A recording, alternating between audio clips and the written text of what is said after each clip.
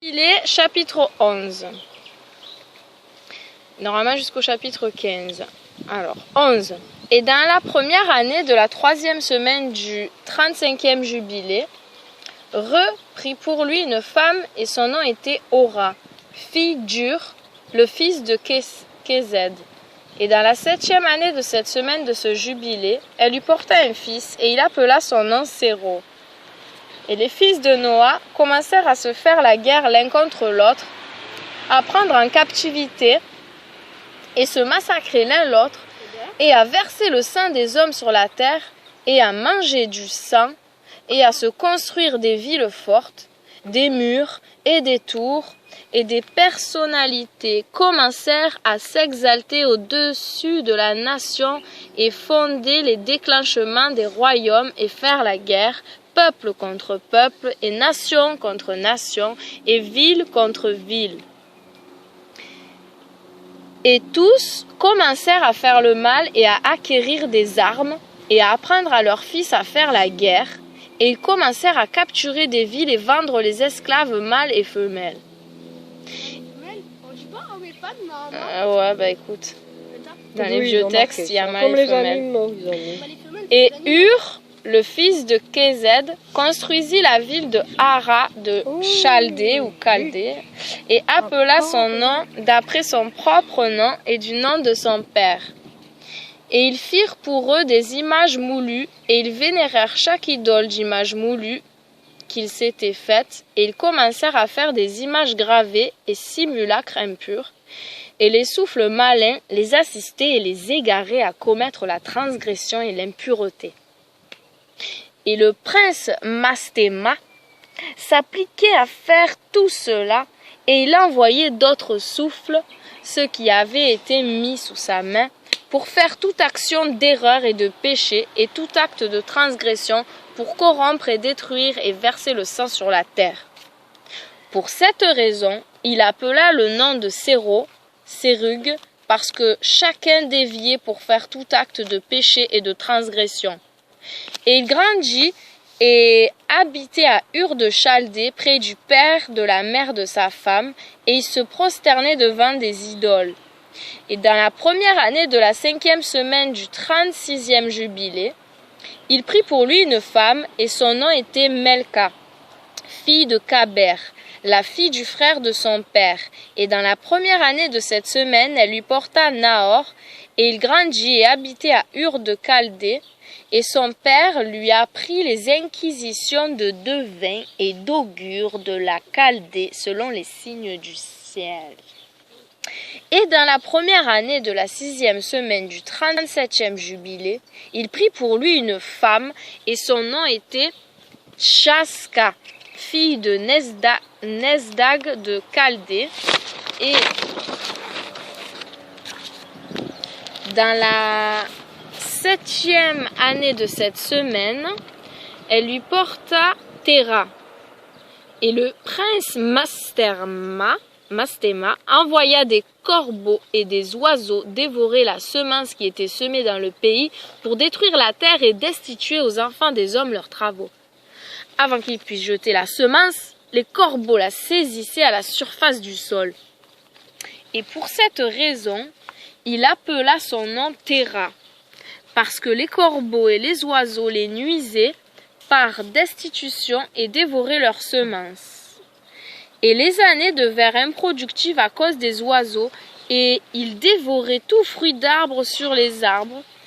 Et c'est seulement d'un effort grandiose qu'ils pouvaient sauver le peu de tout fruit de la terre en leur jour. D'accord. C'est un peu logique, tout fruit d'arbre sur les arbres. Ouais. Et dans... chasser des oui, animaux. Il répète. Chasser un chasseur. C'est pas moi qui ai fait la traduction. Et dans la première année de la 2e semaine de ce 39e jubilé, Téra prit pour lui une femme et son nom était Edna, fille d'Abraham, la fille de la sœur de son père. Et dans la 7e année de cette semaine, elle lui porta un fils et il appela son nom Abram, d'après le nom du père de sa mère, car il était mort avant que sa fille eût conçu un fils. Et l'enfant commença à comprendre les égarements de la terre, que tous s'étaient égarés après les images gravées et après l'impureté. Et son père lui apprit l'écriture quand il avait 2 semaines d'année. 2 semaines? D'année, 2 semaines d'année. Il faut comprendre ce que c'est là. Je comprends pas. Je comprends pas. 2 semaines dans l'année, quoi. Ouais. Ça veut dire quoi, 2 semaines d'année? Je demanderai, je te dirai. Donc après 2 semaines d'année, et il se sépara de son père pour ne pas se prosterner devant les idoles avec lui. Non, ça ne veut pas dire 15 jours. Hein. Il n'aurait pas appris à écrire au bout de 15 jours. Une année, c'est ça. C'est 15 jours. Et il commença à prier le Créateur de toutes choses pour qu'il épargne des égarements des enfants des hommes et que sa portion ne tombe pas dans l'erreur par l'impureté et la vilenie. Vilenie, tu connais ce mot? La ville quoi? Vilenie. L'impureté, la vilenie. V-I-L-E-N-I-E. Et le temps des semailles arriva pour ensemencer le sol de semences, et tous sortirent ensemble protéger leurs semences contre les corbeaux. Et Abraham alla avec ceux qui allaient, et l'enfant était un garçon de 14 ans. Et lorsqu'un nuage de corbeaux vint pour dévorer la semence, Abraham était ce jour-là. Non, c'est pas ça. Et lorsqu'un nuage de corbeaux vint pour dévorer la semence, Abraham courut à leur rencontre avant qu'ils atteignent le sol et cria après eux et dit: Ne descendez pas, retournez à l'endroit d'où vous venez. Et ils se détournaient. Et sur la terre entière où Abraham était ce jour-là, il repoussa 70 fois les nuées des corbeaux à partir, et tous les corbeaux se dissipèrent jusqu'au dernier. Et tous ceux de la terre qui étaient avec lui le vinrent crier et repousser tous les corbeaux, et son nom devint grand dans le pays de Chaldée. Et cette année-là, tous ceux qui désiraient semer vinrent à lui, et il alla avec eux jusqu'à ce que le temps des semailles se termine, et ils semèrent leur terre et rapportèrent assez de graines cette année, et ils mangèrent et furent rassasiés.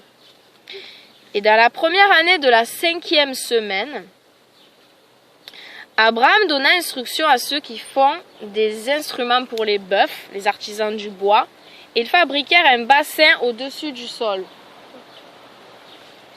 face à l'armature de la charrue, pour y mettre le grain, afin que le grain retombe sur la pointe de la charrue cachée dans la terre, et ils ne craignèrent plus les corbeaux. Et suivant cette méthode, ils mirent des bassins au-dessus du sol sur toutes les armatures des charrues, et ils semèrent et labourèrent toute la terre suivant ce qu'Abraham leur recommanda, et ils ne craignèrent plus les oiseaux.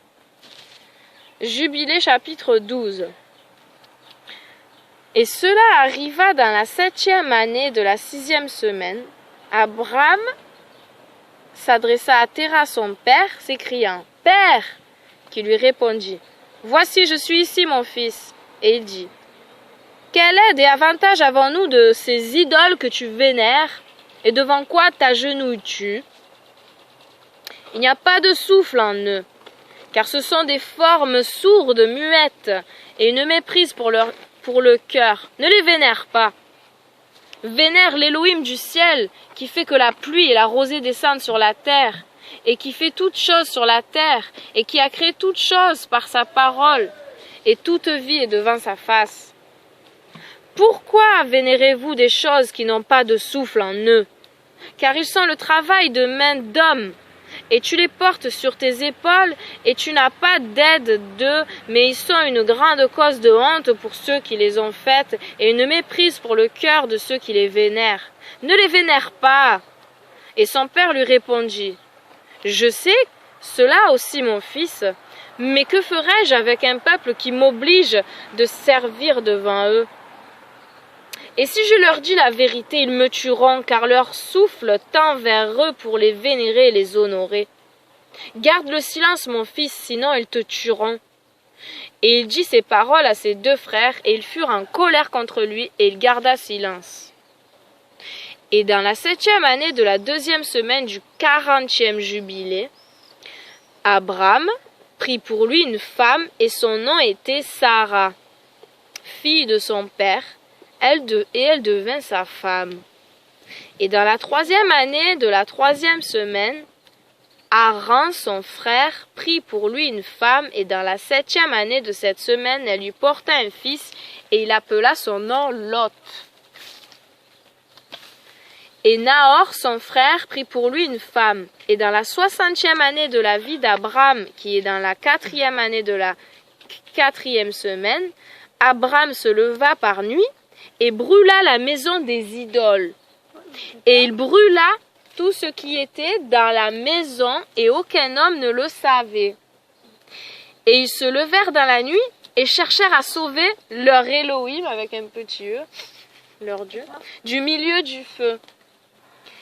Après les questions. Et Haran se dépêcha de les sauver, mais le feu s'enflamma sur lui, et il fut brûlé par le feu, et mourut devant Téra son père en Ur de Chaldée, et ils l'enterrèrent en Ur de Chaldée. Et Téra quitta Ur de Chaldée, lui et ses fils, pour aller vers la terre du Liban et la terre de Canaan, et il habita sur la terre de Haran. Et Abraham habita avec Téra son père à Haran 2 semaines d'année. Et dans la 5e année de la 6e semaine, la nuit de la tête du 7e mois, Abraham s'assit pour observer les étoiles du soir au matin pour voir quel serait le caractère de l'année au sujet des pluies, et il était seul lorsqu'il s'assit et observait. Et une parole vint dans son cœur, et il se dit: tous les signes des étoiles et les signes de la lune et du soleil sont dans la main du Père céleste. Pourquoi les chercher? S'il le désire, il fera pleuvoir matin et soir. Et s'il le désire, il le retiendrait, car toutes choses sont dans sa main. Et il pria cette nuit et dit: mon Elohim, Elohim plus haut, toi seul est mon Elohim, et toi et ton autorité ai-je choisi. Car tu as créé toutes choses, et toutes choses sont le travail de tes mains. Délivre-moi de la main des mauvais souffles qui ont autorité sur les pensées des cœurs humains, et ne les laisse pas m'éloigner de toi, mon Elohim. Affermis-moi et ma semence à toujours, pour que nous ne nous éloignions pas de toi à compter de maintenant et à jamais. Et il dit: dois-je retourner en Ur de Chaldée afin que je retourne vers ceux qui cherchent ma face, ou dois-je rester encore ici? Fais prospérer la voie juste dans les mains de ton serviteur afin qu'il puisse la réaliser devant toi et que je ne marche pas dans l'égarement de mon cœur, ô mon Elohim. Et il cessa de parler et de prier. Et voici la parole du Père céleste lui fut envoyée par moi, disant: pars de ce pays et de ta famille et de la maison de ton père vers un pays que je te montrerai, et je ferai de toi une nation grande et nombreuse, et je te bénirai, et je rendrai ton nom grand, et tu seras béni sur la terre, et en toi toutes les familles de la terre seront bénies. Je bénirai ceux qui te bénissent, et maudirai ceux qui te maudissent, et je serai un Elohim pour toi et tes fils, et aux fils de ton fils, et à toute ta semence. Ne crains pas. À partir de maintenant et pour toutes les générations de la terre, je suis ton Elohim.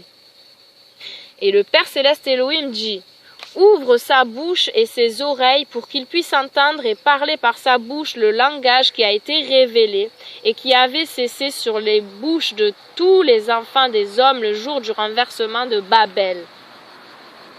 Alors j'ouvris sa bouche et ses oreilles et ses lèvres, et commençait à parler avec lui en hébreu, dans la langue de la création. Voilà, donc c'était bien hébreu. Ouais. Et il prit les livres de ses pères qui étaient écrits en hébreu, et il les transcrivit, et à partir de ce moment-là, il commença à les étudier, et je lui fis connaître ce qu'il ne pouvait comprendre, et il les étudia pendant 6 mois de pluie. Et cela arriva dans la 7e année de la 7e semaine. Il parla à son père et l'informa qu'il quitterait Haran pour aller sur la terre de Canaan, pour la voir et lui revenir.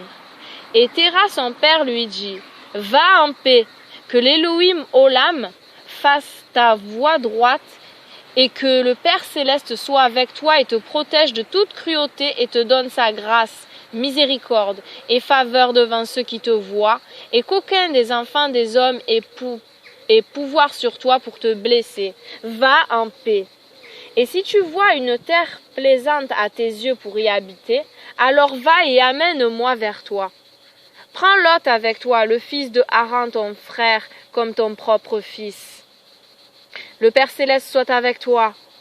Et Nahor, ton frère, restera avec moi jusqu'à ce que tu retournes en paix, et nous irons avec toi tous ensemble.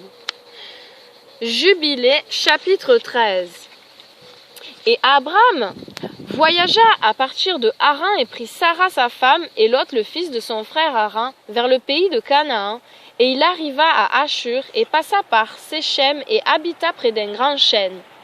Et il regarda, et voici la terre était très plaisante de l'entrée de Hamath jusqu'au grand chêne.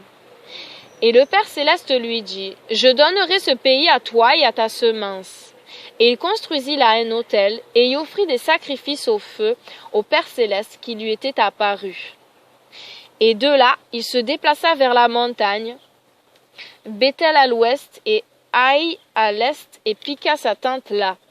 Et il regarda, et voici la terre était très grande et bonne, et toutes choses y poussaient, vignes et figues et grenades, chênes et chênes verts et pistachiers, et arbres pour huile, et cèdres et cyprès et dattiers, et tous les arbres des champs, et il y avait de l'eau sur les montagnes. Et il bénit le Père Céleste qui l'avait conduit hors d'Ur de Chaldée, et l'avait amené sur cette terre. Et cela arriva dans la première année de la 7e semaine, à la tête du 1er mois, il construisit un autel sur cette montagne. On le nomma du nom de le tétragramme, Père Céleste, toi, l'Élohim Olam, tu es mon Élohim. Et il offrit sur l'autel un sacrifice au feu pour le Père Céleste, pour qu'il soit avec lui et ne l'abandonne pas tous les jours de sa vie. Et il se déplaça de là, et alla vers le sud, et il vint à Hébron. Hébron était construit dans ce temps, et il habita 2 ans, puis il s'en alla vers la terre du sud, vers Béaloth, car il y avait une famine sur la terre. Et Abraham alla en Égypte dans la 3e année de la semaine, et il habita en Égypte 5 ans avant que sa femme lui fût enlevée. Dans ce temps, en Égypte avait été construite 7 ans après Hébron. Et cela arriva alors que Pharaon avait saisi Sarah, la femme d'Abraham. Le Père Céleste frappa Pharaon et sa maison de grandes plaies à cause de Sarah, la femme d'Abraham. Et Abraham était brillant en conséquence des moutons et bétail et ânes et chevaux et chameaux et serviteurs et servantes et en argent et or excessivement. Et Lot aussi, le fils de son frère, était riche. Et Pharaon rendit Sarah, la femme d'Abraham, et le renvoya hors du pays d'Égypte, et il voyagea vers l'endroit où il avait piqué sa tente au début, à l'endroit de l'autel, ayant Haï et à l'est et Béthel à l'ouest, et il bénit le Père Céleste son Élohim qui l'avait ramené en paix. Et cela arriva dans la 3e année de la 1re semaine du 41e jubilé. Il retourna à cet endroit et offrit un sacrifice au feu, et il appela le nom du Père Céleste et dit: Toi, le plus haut Elohim, et mon Elohim pour toujours et à jamais. EST, hein? Toi, le plus haut Elohim, qui est mon Elohim pour toujours et à jamais. Et dans la 4e année de cette semaine, Lot se sépara de lui et habita à Sodome. Et les hommes de Sodome étaient extrêmement pécheurs. Et il fut attristé dans son cœur que le fils de son frère le quitte, car il n'avait pas d'enfant. Et Abraham alla à Hébron et y habita. Et dans cette année vint Chédorlaomer, roi d'Élam, et Amraphaël, roi de Shinar, et Arioch, roi de Sélzar, et Tergal, roi des nations. Ouais, roi des nations. Ah, oui. Et ils frappèrent le roi de Gomorrha. Le roi de Sodome prit la fuite et beaucoup tombèrent des blessures dans la vallée de Siddim à la mer Salée. Et ils prirent captifs. La mer rouge, la mer salée. Peut-être. La mer la plus salée en tout cas que je connais, c'est la mer rouge. Hein. Et ils prirent captifs Sodome et Adma et Zéboïm. Et ils prirent aussi Lot captif, le fils du frère d'Abraham et toutes ses possessions. Et ils allèrent à Dan. Et celui qui s'échappa vint et dit à Abraham que le fils de son frère avait été pris captif. Et Abraham arma les serviteurs de sa maison. Et le roi de Sodome vint vers lui et s'agenouilla devant lui et dit: Notre Seigneur Abraham, donne-nous les âmes que tu as sauvées et que le butin soit à toi. Et Abraham lui dit: Je lève mes mains vers le plus haut Elohim, que je ne prendrai même pas un fil de lacet de chaussure de ce qui est à toi, pour que tu ne dises pas: J'ai rendu Abraham riche. Épargne seulement ce que les jeunes hommes ont mangé, et pour la portion des hommes qui sont venus avec moi, Aner, Eshcol et Mamré, eux prendront leur part. Pour Abraham et pour sa semence, le 10e des premiers fruits au Père Céleste, et le Père Céleste ordonna cela comme une offrande pour toujours, qu'il devrait le donner aux sacrificateurs qui servent devant lui, afin qu'ils le possèdent pour toujours.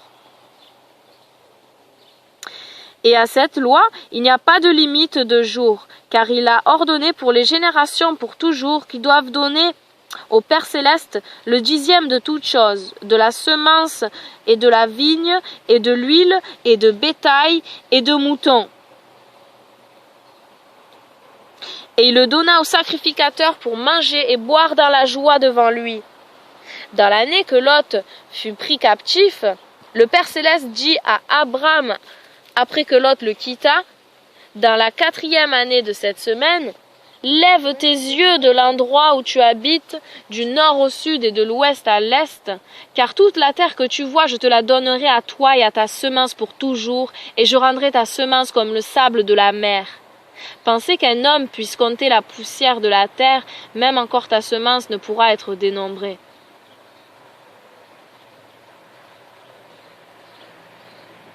Lève-toi, marche à travers le pays dans sa longueur et sa largeur, et regarde tout, car à ta semence je donnerai cela. Jubilé chapitre 14. Après ces choses, dans la 4e année de cette semaine, à la tête du 3e mois, la parole du Père Céleste vint à Abraham dans un rêve disant: Ne crains pas, Abraham, je suis ton défenseur et ta récompense sera extrêmement grande. Et il dit: Père Céleste, Seigneur, que me donneras-tu voyant que je vais sans enfant, et le fils de Masek, le fils de mon serviteur, et le Damasékite Eliezer, EEST, c'est lui quoi, il sera mon héritier, et à moi tu n'as donné aucune semence. Et lui dit: Cet homme ne sera pas ton héritier, mais ton héritier sera celui qui viendra de tes propres entrailles. Et il l'amena dehors en avant et lui dit: Regarde vers le ciel et compte les étoiles si tu es capable de les compter. Et il regarda vers le ciel et considéra les étoiles. Et il lui dit: Ainsi sera ta semence. Et il eut confiance au Père Céleste. Et cela lui fut imputé en justice. Et il lui dit: Je suis le Père Céleste qui t'a apporté d'Ur en Chaldée pour te donner le pays de Canaan, pour le posséder à toujours.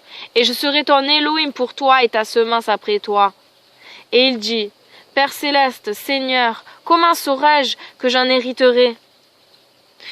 Et il lui dit: Amène-moi une génisse de 3 ans et une chèvre de 3 ans et un mouton de 3 ans et une tourterelle et un pigeon.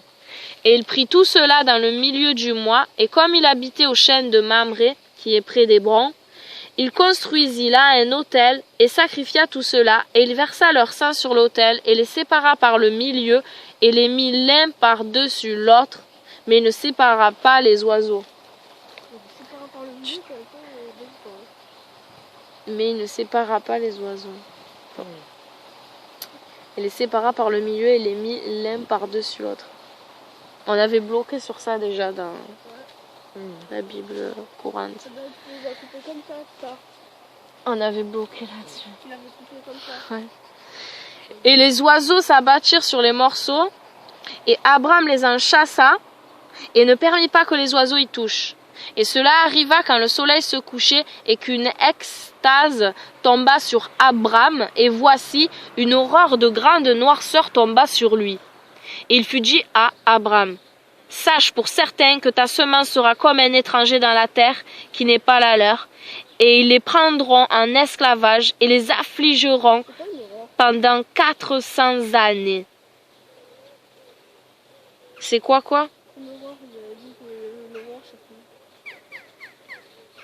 Sache pour certain que ta semence sera comme un étranger dans la terre qui n'est pas la leur, et ils les prendront en esclavage et les affligeront pendant 400 années. Horreur, c'est... Et cela arriva quand le soleil se couchait et qu'une extase tomba sur Abraham, et voici, une horreur de grande noirceur tomba sur lui. Donc voici l'horreur. Il a su que ses enfants seraient esclaves pendant 400 ans. Il est devenu très pessimiste, quoi. Non, il a eu cette prophétie qui était triste, quoi. Voilà, ils ont été esclaves. Ils ont mis noirceur, c'est ça qu'il voulait dire. 400 ans. Et je jugerai aussi la nation pour qu'ils seront en esclavage, pour qui ils seront en esclavage, et après cela, ils en sortiront avec beaucoup de biens, et ils retourneront de ce côté-ci dans la 4e génération seulement, car l'iniquité des Amorites n'est pas encore complète. Et tu iras vers tes pères en paix, et seras enterré à un bon âge avancé. Et il se réveilla de son sommeil, et se leva, et le soleil s'était couché, et il y avait une flamme, et voici, une fournaise était fumante, et une flamme de feu passait entre les morceaux. Et en ce jour, le Père Céleste fit une alliance avec Abraham en disant, « Et à ta semence je donnerai cette terre, de la rivière d'Égypte jusqu'à la grande mer, la rivière Euphrate, les Kénites, les Kénizites, les Cadmonites, les Périzites et les Réphaïm, les Phacorites et les Hivites et les Amorites et les Canaanites et les Girgashites et les Jébusites. » Et la journée passée, et Abraham offrit les morceaux et les oiseaux de leur offrande de fruits et leur offrande de boissons, et le feu les dévora. Et en ce jour, nous fîmes une alliance avec Abraham, comme nous avons fait alliance avec Noah dans ce mois. Et Abraham renouvela pour lui-même la fête et l'ordonnance pour toujours. Et Abraham se réjouit et fit connaître toutes ces choses à Sarah, sa femme, et il eut confiance qu'il aurait une semence, mais elle n'enfanta pas. Et Sarah conseilla son mari Abraham et lui dit, « Va vers Agar, ma servante égyptienne, car il se pourrait que je fonde ta semence par elle. » Et Abraham écouta la voix de Sarah, sa femme, et lui dit, « Fais ainsi. » Et Sarah prit Agar, sa servante l'Égyptienne, et la donna à Abraham son mari pour être sa femme. Et il vint en elle, et dans la 5e année de cette semaine, elle conçut et lui porta un fils, et il appela son nom Ismaël. Et c'était dans la 86e année de la vie d'Abraham.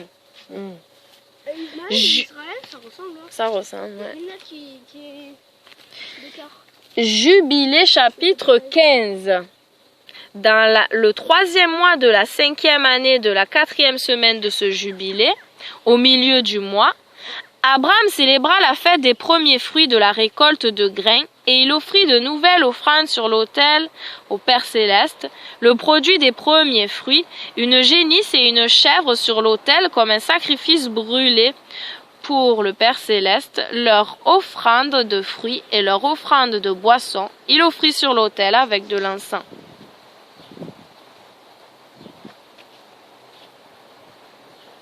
Et le Père Céleste apparut à Abraham et lui dit, « Je suis Elohim Tout-Puissant. Accorde-toi avec moi et sois parfait, et je ferai mon alliance entre moi et toi, et je te multiplierai extrêmement. » Et Abraham tomba sur sa face, et Elohim parla avec lui et dit, « Voici mon ordonnance est avec toi, et tu seras le père de plusieurs nations. Plus jamais ton nom sera appelé Abraham, mais ton nom sera Abraham.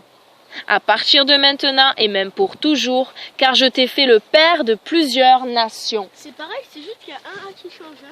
Voilà pourquoi une lettre, ça peut tout changer dans un nom. Même 3 lettres. H, ouais, H, non, 2 lettres. H et A en plus. Ah ouais, c'est H et A. Abraham. Abraham. Et je te ferai très grand, et je ferai de toi des nations, et des rois sortiront de toi, et j'établirai mon alliance entre moi et toi, et ta semence après toi, à travers leur génération comme alliance à toujours, afin que je sois un Elohim pour toi, et pour ta semence après toi. Dans le pays où tu as été un habitant, le pays de Canaan, que tu puisses le posséder à toujours, et je serai leur Elohim. Et le Père Céleste dit à Abraham, « Comme pour toi, garde mon alliance, toi et ta semence après toi, et circoncis tout mâle parmi vous, et circoncisez vos prépuces, et cela sera un signe d'une alliance perpétuelle entre moi et toi. L'enfant de 8 jours sera circoncis, et tout mâle à travers vos générations, celui qui est né dans ta maison, ou celui que tu as acheté d'un étranger contre de l'argent, celui que tu as acquis qui n'est pas de ta semence. Celui qui est né dans ta maison sera certainement circoncis, et ce que tu as acheté contre de l'argent seront circoncis, et mon alliance sera dans votre chair comme une ordonnance perpétuelle. Et le mâle incirconcis qui n'est pas circoncis dans la chair de son prépuce au 8e jour, cette âme sera retranchée de son peuple, car il aura rompu mon alliance. Et Elohim dit à Abraham, « Comme pour Sarah ta femme, son nom ne sera plus appelé Sarah, mais son nom sera... » Bon là il met Sarah avec un H, mais nous on connaît Sarai. Avec un I, je sais pas comment on appelle, avec les 2 points, tréma. Et je la bénirai, et te donnerai un fils par elle, et je le bénirai, et il deviendra... Et il deviendra une nation, et des rois de nations sortiront de lui. Et Abraham tomba sur sa face et se réjouit, et se dit dans son cœur, « Un fils peut-il naître de celui qui a 100 ans ? Et Sarah qui a 90 ans peut-elle enfanter? » Et Abraham dit à Elohim, « Qu'Ismaël vive devant toi. » Et Elohim dit, « Oui, et Sarah aussi te portera un fils, et tu appelleras son nom Isaac. Et j'établirai mon alliance avec lui, et avec sa semence après lui, comme une alliance perpétuelle. Et pour Ismaël, je t'ai aussi entendu, et voici je le bénirai, le rendrai grand, et le multiplierai extrêmement, et il produira 12 princes, et je ferai de lui une grande nation. » Je ferai de lui. Il produira 12 princes. Ismaël. Mais j'établis mon alliance avec Isaac, que Sarai te portera l'année prochaine dans ses jours. Et il cessa de parler avec lui, et il cessa de parler avec lui. Et Elohim quitta Abraham. Et Abraham fit comme Elohim lui dit, et il prit Ismaël, son fils, et tout ce qui était né dans sa maison, et qu'il acquit contre de l'argent, tout mâle de sa maison, et circoncis la chair de leur prépuce. Et dans le même jour, Abraham fut circoncis, et tous les hommes de sa maison, et tous ceux qu'il avait achetés contre de l'argent aux enfants de l'étranger, furent circoncis avec lui. Cette loi est pour toutes les générations à toujours, et il n'y a pas de circoncision en dehors de ces jours, et ni d'omission d'un jour, mais selon les 8 jours, car c'est une ordonnance perpétuelle ordonnée écrite sur les tablettes du ciel. Cette loi est pour toutes les générations à toujours, et il n'y a pas de circoncision en dehors de ces jours, et ni d'omission d'un jour, mais selon les 8 jours, car c'est une ordonnance perpétuelle ordonnée écrite sur les tablettes du ciel. Et chaque être qui naît, la chair de celui dont le prépuce n'est pas circoncis au 8e jour, ne fait pas partie des enfants de l'alliance que le Père Céleste fit avec Abraham, mais des enfants de destruction. N'y a-t-il aucun signe sur lui qu'il appartienne à Elohim, alors qu'il est destiné à être détruit et éliminé de la terre, et d'être déraciné de la terre, car il aura rompu l'alliance du Père Céleste, notre Elohim. Car tous les messagers de la présence et tous les anges de souffle de feu ont ainsi été créés au jour de leur création, et il a sanctifié Israël devant les messagers de la présence et les messagers de souffle de feu pour qu'ils soient près de lui et près de ses saints messagers. Et toi, commande aux enfants d'Israël et qu'ils observent le signe de son alliance comme une ordonnance perpétuelle pour leurs descendants, et ils ne seront pas déracinés du pays. Car le commandement est ordonné comme une alliance, afin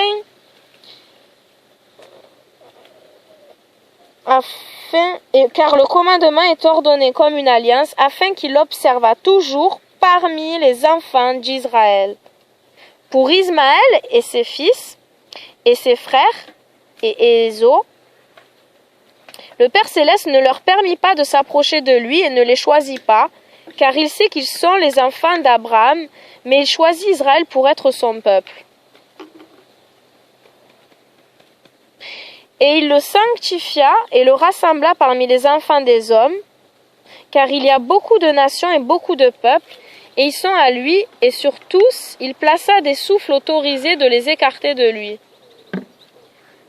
Et il le sanctifia et le rassembla parmi les enfants des hommes, car il y a beaucoup de nations et beaucoup de peuples, et ils sont à lui, et sur tous il plaça des souffles autorisés de les écarter de lui. Mais sur Israël, il n'appointa aucun messager ou souffle, car lui seul est leur directeur, et il les préservera, et les recueillera de la main de ses messagers et de ses souffles, et de la main de tous ses pouvoirs, afin qu'il puisse les préserver et les bénir, et qu'ils puissent être à lui, et qu'ils puissent être à eux, à partir de maintenant et à toujours. Et maintenant je te déclare que les enfants d'Israël ne garderont pas cette ordonnance véritablement, et qu'ils ne circonciront pas leurs fils suivant cette loi entière, mais manqueront cette circoncision de leurs fils, leur circoncision dans la chair, et eux tous, fils de Béliar, laisseront leurs fils incirconcis quand ils seront nés. Et il y aura une grande colère du Père Céleste contre les enfants d'Israël, parce qu'ils auront abandonné son alliance, et se seront détournés de sa parole, et auront provoqué et blasphémé en autant qu'ils n'observent pas l'ordonnance de cette loi, car ils auraient traité leur famille comme les nations, afin qu'ils puissent être retirés et déracinés du pays.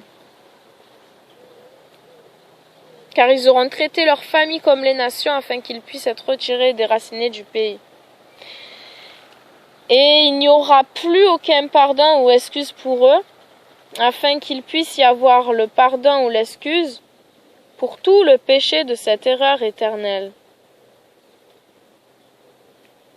Afin qu'il puisse y avoir le pardon ou l'excuse pour tout le péché de cette erreur éternelle.